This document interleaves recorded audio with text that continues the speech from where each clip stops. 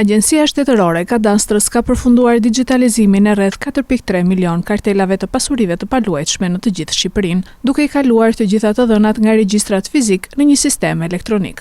Sipas ASHK-s, tashmë të gjitha kartelat administrohen në formë digjitale dhe janë të integruara në sistemin kadastral, duke shënuar një hap të rëndësishëm në modernizimin e administrimit të pronave në vend.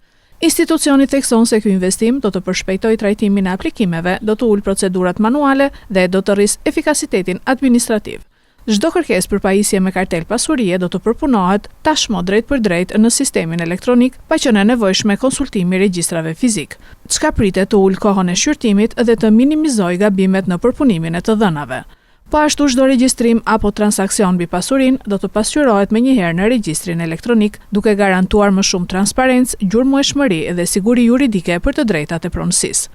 Sipas ASHK-s, digitalizimi plot i kartelave do të sjellë qytetarëve dhe bizneseve shërbime më të shpejta, akses më të lehtë në dokumentacionin e pronës dhe më shumë mundësi për shërbime të automatizuara përmes portalit e-Albania.